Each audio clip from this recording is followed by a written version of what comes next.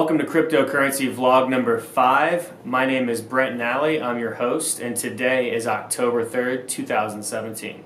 And hey guys, this is Christopher Lau here from C Lau Travel. I'm going to be behind the camera doing all the filming and editing. We're going to start off vlog number 5 with a couple questions from the viewers, and then I'm going to ask a couple questions myself to Brent. So let's get on with vlog number 5 right now. Let's do it. I want to start off today's vlog with a reminder of our mission statement for this cryptocurrency vlog. The vlog's mission is to create a global cryptocurrency community of trust by seeking truth. We will do this by networking and building relationships. The vlog is for all cryptocurrency levels, beginner, intermediate, and advanced. Comments, likes, and subscribers are strongly encouraged as we're trying to build this cryptocurrency community of trust, which will never happen if people don't get involved. So, with that stated, I'm going to start this vlog with a couple questions from the viewers. The first question comes from viewer Schaefer Arnold in San Francisco, California. Schaefer asks, you mentioned that Bitcoin, and maybe even all cryptos, can't be hacked. We've all heard that from big banks and corporations, and they've all been hacked. How sure can we be that Bitcoin and other cryptos are unhackable? Thanks, Schaefer. That's a really great question, and I want to expand upon this because I think it's really important. So, of course, Bitcoin can be hacked. The question is, how likely is it that Bitcoin will be hacked? So to answer that question, we have to look at what's been going on in Bitcoin. Bitcoin is roughly an 8-year experiment right now. Bitcoin roughly has a $60 billion market cap. So Bitcoin is probably the most hacked upon network or entity, if not one of the highest by far. So what that means is that hackers are out there trying to get in and hack Bitcoin constantly, 24/7, all the time, and so they haven't even gotten close. So to understand this, we need to look in a little bit deeper under the hood of exactly how Bitcoin is created and how it's made up. But for the purpose of this vlog at this time, I don't have the resources to jump into this and show visuals, but there's many great YouTube videos about Bitcoin and the blockchain technology that I'll have in the link below. When you understand the blockchain technology that underlines Bitcoin and that Satoshi Nakamoto, the founder of Bitcoin, created, then you'll understand why it's so difficult and basically impossible in 2017 to hack into Bitcoin. It has to do with the decentralized nature of Bitcoin and how the information, your money, who owns what on Bitcoin is stored literally over millions of different servers, all the different nodes who have the entire history of the blockchain of Bitcoin downloaded on that server or on that node. The words server and nodes are synonymous in this case. So literally since Bitcoin's first transaction on January 3rd, 2009, all the way until the present, the blockchain has every single transaction recorded on there. And so when new blocks come up, the blockchain of Bitcoin verifies that the correct owner of that money is indeed the correct owner, and that there's no double spend possibility. So the double spend problem has been around for thousands of years, and that's why we've always had a third party that we've needed to verify transactions. So if I want to send money from myself to a business, I need a third party intermediary like Visa or MasterCard to handle that transaction and basically be the arbitrator if there's a problem, a dispute between the two. With Bitcoin, there is no third party. Bitcoin essentially is that third party, but not really. Bitcoin takes the place of that third party is what's more accurate, because Bitcoin's network verifies that party A has that money and wants to give it to party B. So in summary, Schaefer, Bitcoin is basically unhackable until one day it does get hacked, right? Records are meant to be broken. I think that we are a very, very long way off of that if it ever does happen. And the most likely way that Bitcoin will get hacked is through quantum computers. If you want to go down that rabbit hole, it would have to be a whole nother vlog for me, but you can research on the internet, just type into Google Bitcoin hacking quantum computers, Basically, quantum computers use something called qubits, which is different than how traditional computers are used with just bits, ones and zeros, so that qubits with quantum computers could potentially hack Bitcoin one day, although quantum computing experts state that we are years away from this possibility and that it's not possible right now at this time. There's also a cryptocurrency altcoin that is currently working on this problem using quantum computers to verify that the blockchain is secured and unhackable. So Schaefer, how sure can we be that Bitcoin and other cryptocurrencies are unhackable? I can only speak for Bitcoin in this case. You'll have to look into each altcoin, but they're all basically using Bitcoin's open source technology, at least all the good altcoins that I'm investing in, to ensure that Bitcoin is not hackable. The higher and higher Bitcoin goes up in value, the more and more interesting this experiment becomes, and the more and more money there is on the line here. So it will become more and more interesting as Bitcoin does go up in value. Question number 2 from the viewers comes from my sister, Brent Nally. Thanks for the question, sis. What can I buy with Bitcoin or other cryptocurrencies? Or rather, how can I use cryptocurrency other than investing? So currently with Bitcoin and cryptocurrencies, we'll separate those. With Bitcoin, you can use an ATM to purchase Bitcoin, as we mentioned. You can also use your Bitcoin to get your fiat currency back from that ATM if you want it fast, and you can Google Bitcoin ATMs anywhere in the world. You'd be surprised how many there are. If you don't really need that cash right away, then you could just sell it back sell your Bitcoin or your Ether or Litecoin back to Coinbase or whatever exchange you use, and they can exchange your fiat dollars back, meaning your US dollars, your euros, or your yen. So for the other part of the question, what can I buy with cryptocurrencies or Bitcoin? I purchased the Trezor hardware wallet that I showed you in vlog 4 on a website called the Bitcoin Store, and I used it with my Bitcoin. So I didn't use any fiat dollars to purchase that device. And there's many other items that you can purchase using Bitcoin. I believe since 2013, my employer, Microsoft, has allowed the purchase of any Microsoft products using Bitcoin. So you could buy your Xbox with Bitcoin or any other Microsoft hardware or software products that we sell here at Microsoft.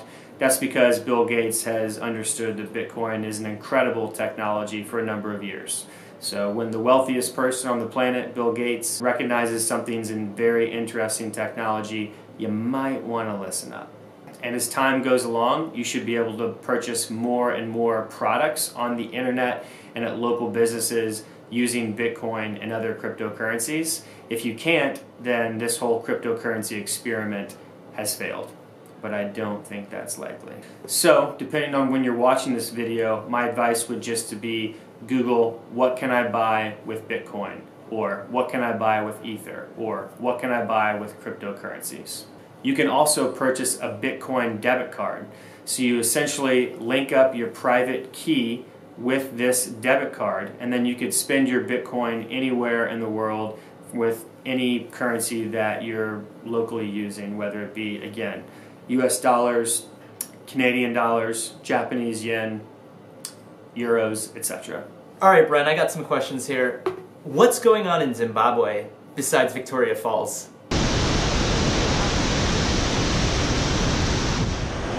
So Zimbabwe is in Africa, for those that don't know, and Zimbabwe's had some currency problems in the past, and they're currently experiencing them again.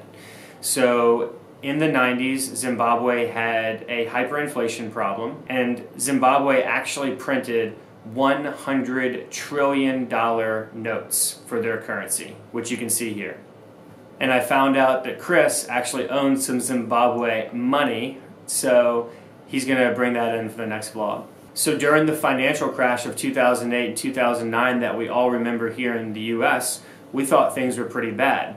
But if you lived in Zimbabwe, in mid-November of 2008, your currency hyperinflated about 78.9,000% during the middle of November of 2008, according to Wikipedia. So, literally, the government of Zimbabwe, being the geniuses that they are, had one solution. Why don't we just create more money? Why don't we just print more money? And they did this so much that the currency hyperinflated.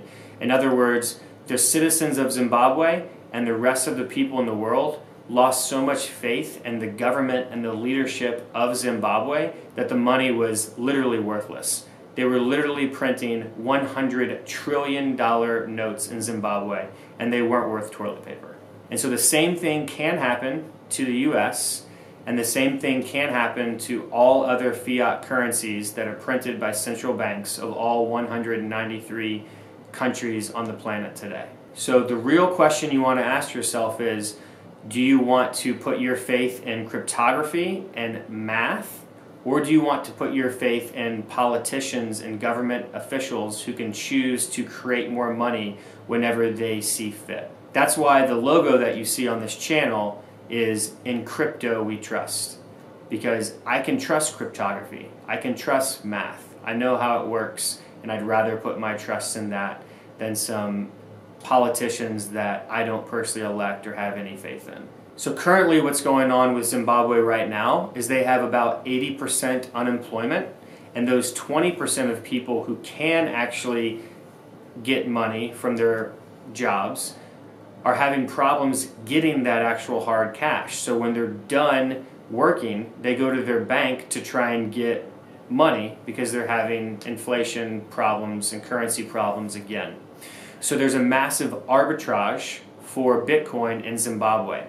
When I last looked a few days ago, the current price of Bitcoin was at about $4,200, and yet people in Zimbabwe were paying about $7,200 US for Bitcoin, because they don't want their Zimbabwe currency. They want Bitcoin because they trust Bitcoin. They know it's safe, they know it's secure, they know that it might fluctuate 10 to 15% in a day, but they'll take that risk because they know that Bitcoin's going up in the longer term.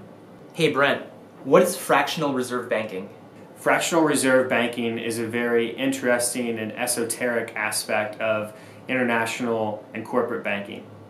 So fractional reserve banking states that banks only have to have 1/10 of the supply that they loan out to their borrowers. So literally what that means is if you see $1,000 in your checking account on your screen or in your statement that you get in the mail, that means that your bank is most likely loaning out 900 of that dollars to somebody else, and they can legally do this. So the bank only has to hold 100 of that $1,000 in its reserve, and then it fractionally loans out another $900 of that $1,000 to inflate the money supply even more from how the Federal Reserve System has already inflated the money supply.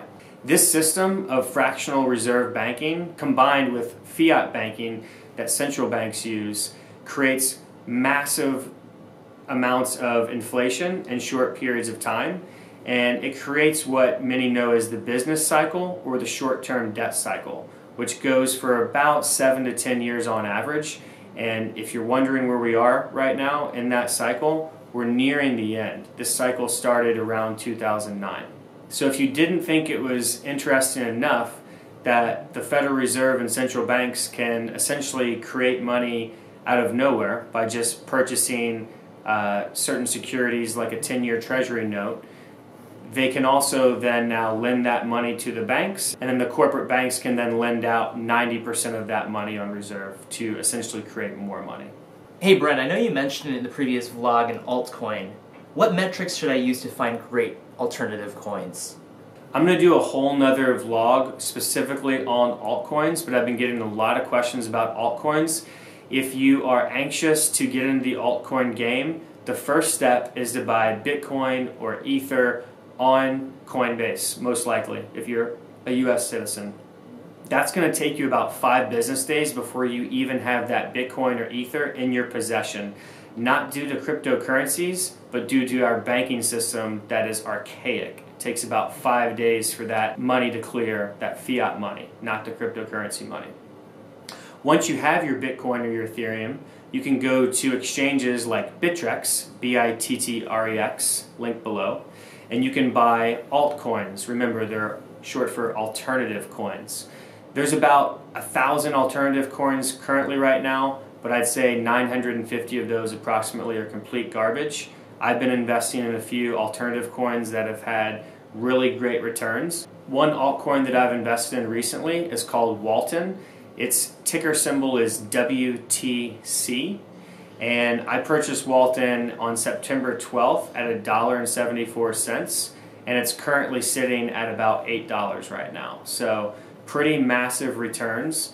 Obviously, coins can go the other way as well, but they're not going that way that drastically, especially if you're doing your research and looking at the team, so the investors and the actual programmers for these alternative cryptocurrencies, and also looking at the white paper. So I'd highly encourage you to first read Bitcoin's white paper, Satoshi Nakamoto's original white paper that he posted, if you haven't done that. And then also make sure you read every white paper, check out the website of the altcoins, and we'll go into further in depth on how to evaluate altcoins in the next vlog. So a few other altcoins that I'm very interested in and invested in are ARK, ticker symbol is ARK, Basic Attention Token, ticker symbol is BAT, and also Amizgo. There's many others out there, but those are the ones I'm most bullish on at this point in time. I want to end cryptocurrency vlog number 5 piggybacking a little bit on what I talked about in vlog number 4 on decentralization. So if you think of how important decentralization is in a different way, it might help hammer it home. So think of right now we have money that's centralized on centralized servers, and cryptocurrencies are decentralized. If aliens were to land on this planet, they might see that Bitcoin is decentralized across the planet, but they might view that as centralized money on the Earth because it's only centrally used on the Earth. So Earth being the center here. And maybe those aliens are from another place in our solar system, and they say, you guys need to hop on the new cryptocurrency that's used in our solar system. Don't just use that centralized Earth stuff. That's not safe. We want to decentralize that out to other planets in our solar system. And then we might then venture out in the future to other parts of the Milky Way galaxy, and we meet other aliens there, and they say, you guys are just using this centralized money in your solar system. You guys are total noobs to this money thing. For all you older people out there, noobs means newbies. You need to decentralize your money across the entire Milky Way galaxy. It's way more secure, spread out the risk. And then we might meet aliens outside of our galaxy, and they might say, hey, what are you guys doing just having this centralized galaxy money? You need to decentralize your money out throughout the universe. And then I personally believe that we live in a multiverse, so we might find other universes, and you get the point, right? So anytime you can spread out the risk further, it's always a more positive and keeps the money secure, because every single node on the blockchain has to verify transactions before they are complete. So that's why it's so difficult to hack Bitcoin, because every single server or node has to verify that transaction before it goes through. Alright, so hope your mind's not blown too much from that, and hope you guys enjoyed cryptocurrency vlog number 5, and we'll see you soon. Now I want to share a couple of my favorite quotes that are incredibly relevant to what's going on in cryptocurrency right now. So the first is from Gandhi, and he states, first they ignore you, then they laugh at you, then they fight you, then you win. We're clearly in the fight you stage right now from governments and corporations with Bitcoin, and we all know the next stage there from what I just stated. The second quote is from a personal hero of mine. His name is Buckminster Fuller, or Bucky Fuller. Bucky Fuller stated, you never change things by fighting an existing reality. To change something, build a new model that makes the existing model obsolete. So I hope that what you can gather from Bucky Fuller's quote is that I believe cryptocurrencies will become the new paradigm of global finance eventually. The real question is, will that be 5 years, 10 years, or 50 years? Nobody knows the exact timeline, but I believe that this is an idea that can't be stopped. To infinity and beyond. I'm going on vacation for an amazing wedding of one of my best friends of all time. Shout out Danny Zapp. I'll be in sunny Florida for the next week, so we'll have a little bit of pause on the vlogging, but I look forward to some great comments and questions that I can reference from the audience when I get back.